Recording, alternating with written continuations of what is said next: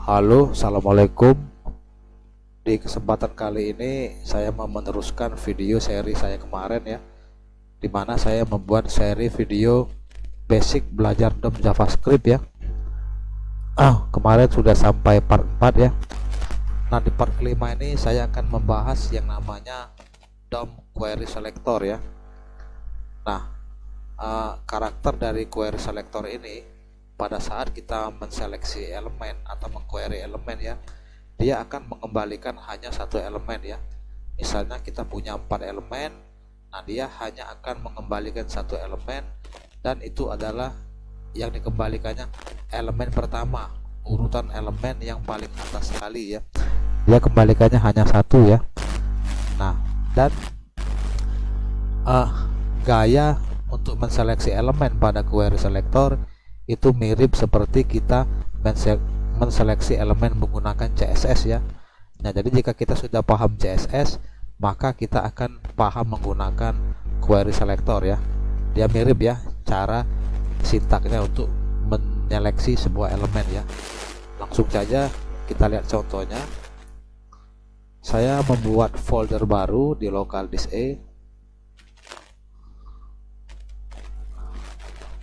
Saya buat folder baru ya, new folder, saya beri nama DOM part 5, terus buka kode editor, folder DOM-nya saya masukkan ke dalam sublime text, tekan Ctrl KB untuk memunculkan menu sidebar-nya, klik kanan pada folder DOM tadi, new file, simpan file pertama dengan nama index.html, yang kedua adalah index.css, yang kedua adalah css.css, yang ketiga adalah script.js. Namanya ya gini, sembunyikan lagi sidebarnya. Di HTML saya buat kerangkanya dan saya hubungkan HTML dengan CSS .css. Di bawah sekali saya hubungkan dia dengan script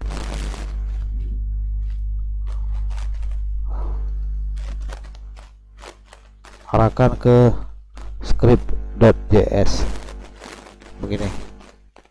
Di atas ini saya mau membuat elemen P ya, saya buat sebanyak 4 elemen ya. Saya P1,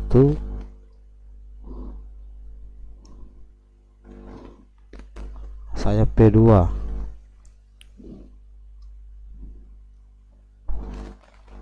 saya P3,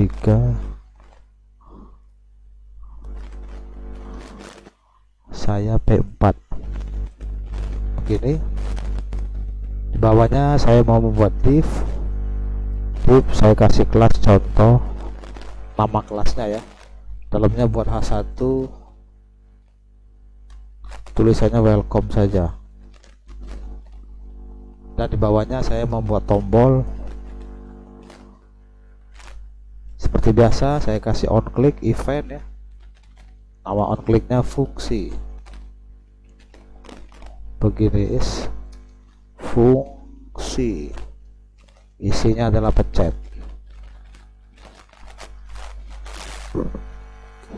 Oke, klik kanan open in browser untuk melihat hasilnya. Nah, itu ya hasilnya ya. Coba sekarang kita query dulu ya menggunakan DOM query selector ya. Kita mau melihat apa yang dikembalikan dari DOM query selector ya. Saya buat variabel namanya P ini ya, sama dengan dokumen titik query ini, pakai Y ya, salah ya, selector dalam kurung. File mau kita ambil P, jadi P ini saya copy aja,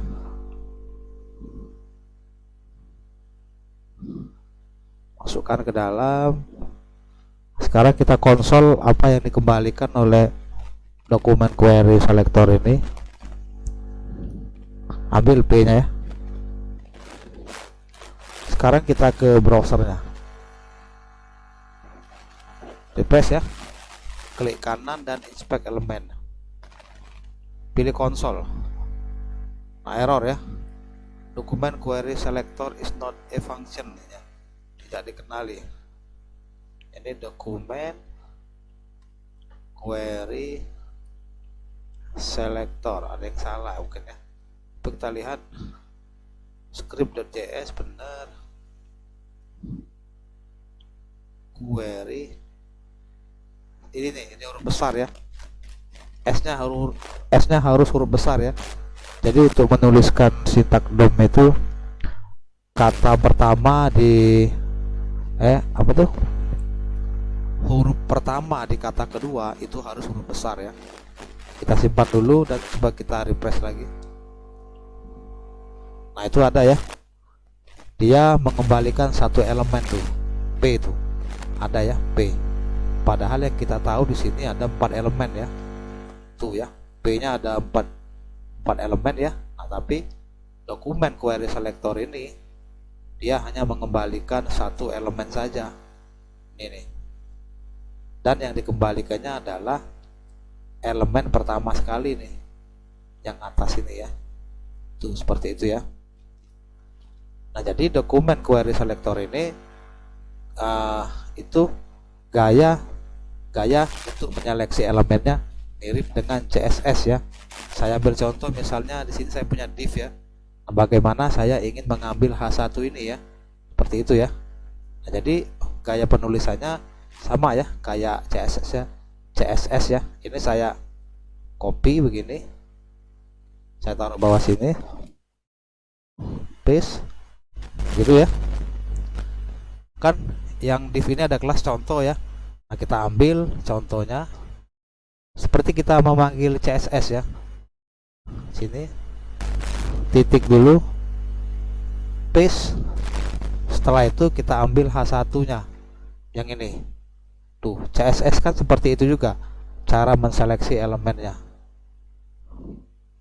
Paste. Nah, begini ya. Coba saya style, titik style gini, titik color saya beri warnanya misalnya blue, biru ya. Kita simpan dan kita refresh halamannya. Saya tutup dulu ini. Tuh ya, tuh berubah jadi warna biru ya, mirip ya seperti CSS ya.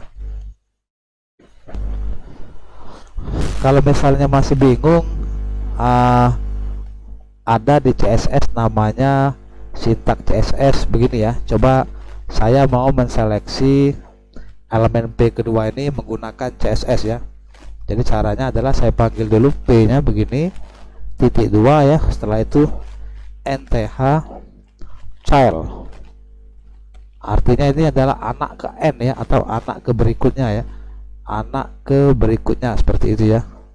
Saya mau mengambil nomor 2 begitu. Misalnya saya kasih dia background colornya merah ya.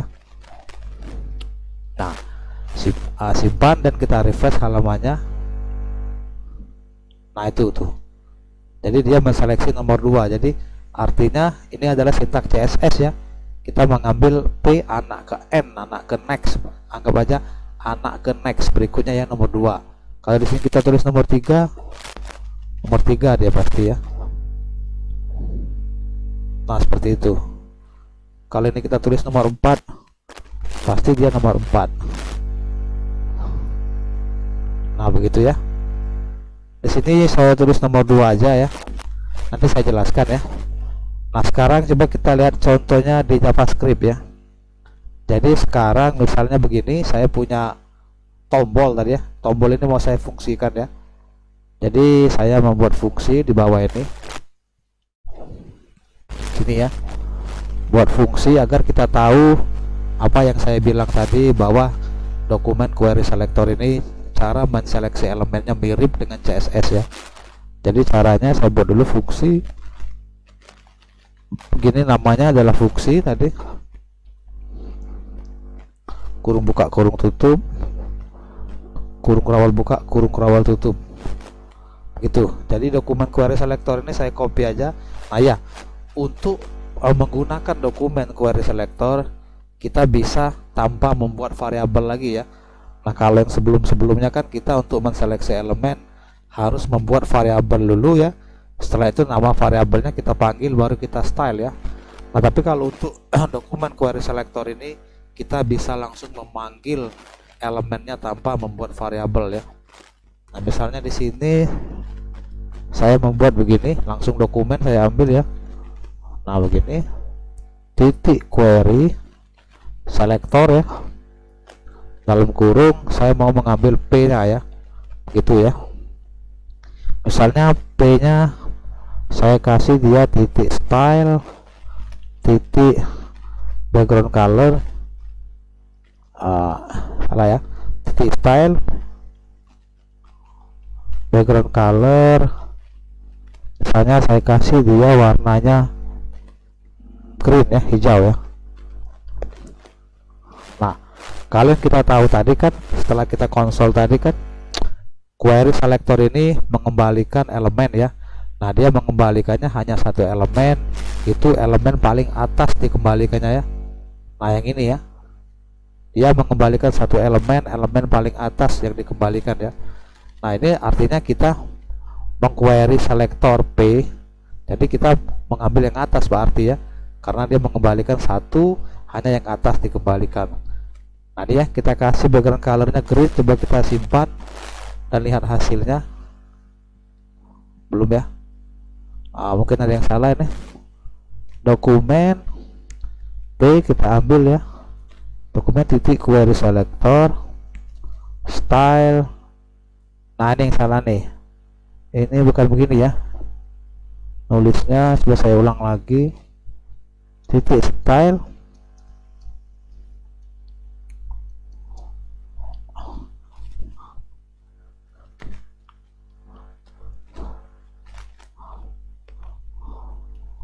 color green ya.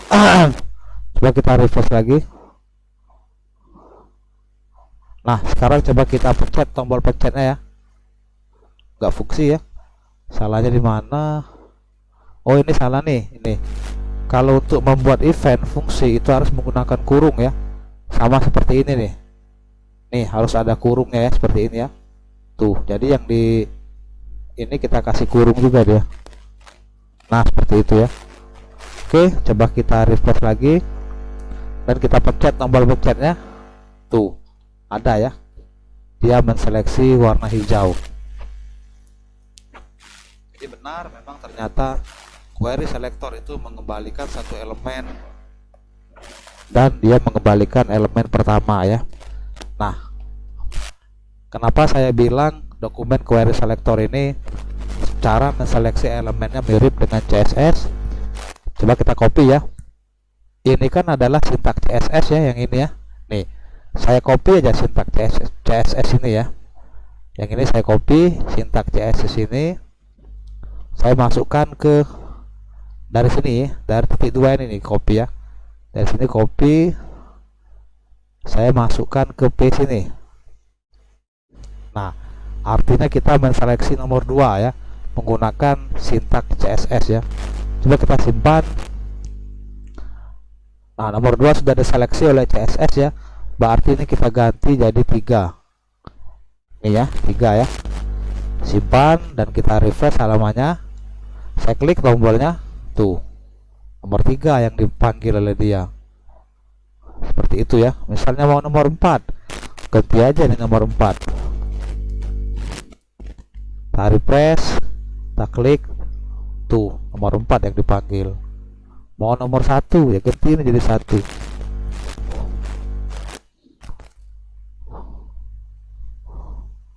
Press dan pencet lagi. Tuh ya, mirip banget sama CSS ya. CSS. Jadi dia tuh mengembalikan satu elemen ya, seperti itu ya. Jadi saya mau buat contoh seperti ini ya. Saya mau membuat animasi sederhana ya. Coba di sini saya tulis nomor 4 aja seperti ini ya.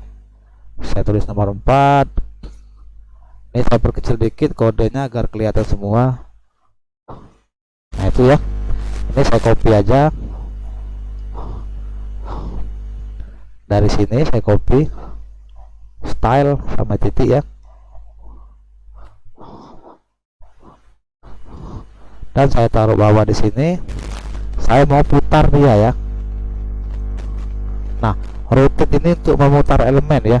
Misalnya saya kasih dia 360 degree ya, koma, dan setelah itu saya mau kasih dia lebar, width ini lebar ya, lebarnya misalnya adalah 500 pixel begini,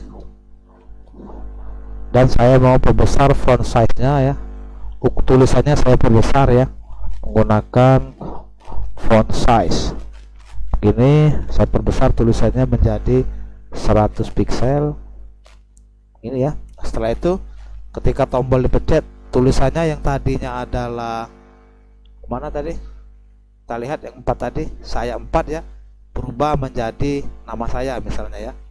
Misalnya saya copy di sini, ini saya hapus, saya tidak lagi menggunakan CSS tapi ini menggunakan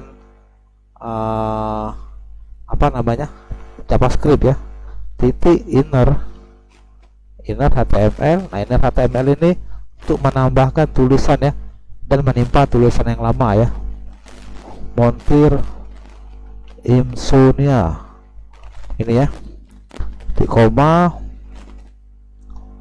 dan setelah itu saya mau geser dia dari kiri ke kanan ya, saya kasih margin left. Nah, margin left ini artinya kita menggeser dia dari kiri ke kanan ya.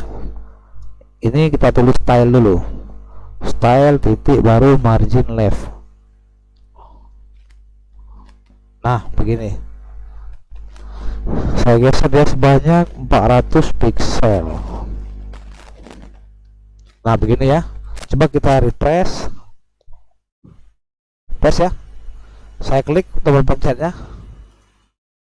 Nah sepertinya ada yang salah ya, tidak kelihatan ya. Coba kita perlambat pergerakannya ya, coba saya perlambat pergerakannya menjadi misalnya saya panggil dulu P nya begini,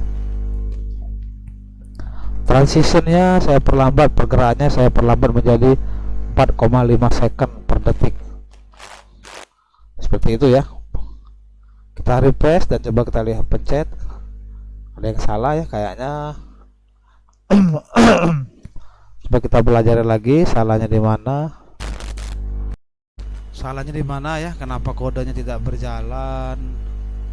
Coba kita lihat. Oh ini nih ya, ini tidak ada sama dengan ya, yang ini nih, yang inner HTML ya, semestinya kita kasih sama dengan ya, samakan seperti yang lain-lain ya.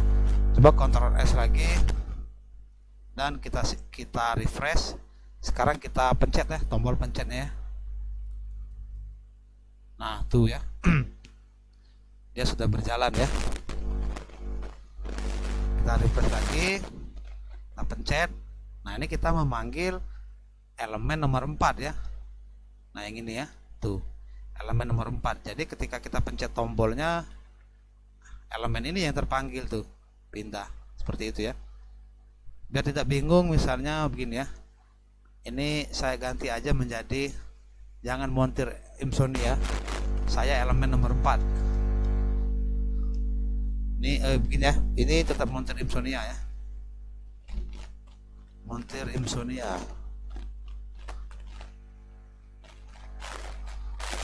Begini. Jadi ini kita memanggil elemen 4 ya. Ini kita refresh ya. Perhatikan ya, yang 4 ini ya. Perhatikan yang 4 ini, ketika saya klik pencet, tuh dia bergeser naik ke atas. Misalnya kita ingin memanggil elemen nomor 3. Ini nomor 3 ya. Tinggal ganti aja di sini jadi 3. Ganti 3 semua.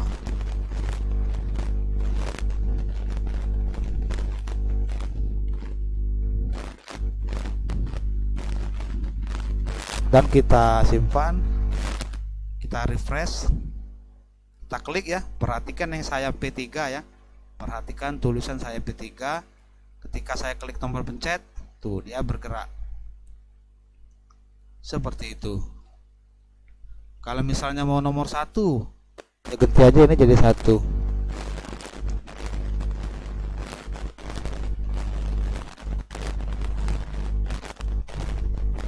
Jadi 1 semua ya.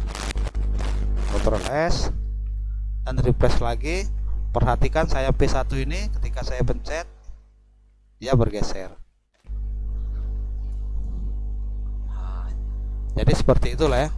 Jadi dokumen query selector itu mengembalikan elemen, yang dia kembalikan elemennya hanya 1, dan itu pun yang dikembalikannya elemen yang berada di paling atas, elemen pertama sekali ya. Dan gaya untuk menyeleksi elemen pada query selector sama persis dengan CSS. Jadi jika kita sudah paham CSS, kita akan paham cara menggunakan query selector ya. Seperti itulah, terima kasih, semoga bermanfaat.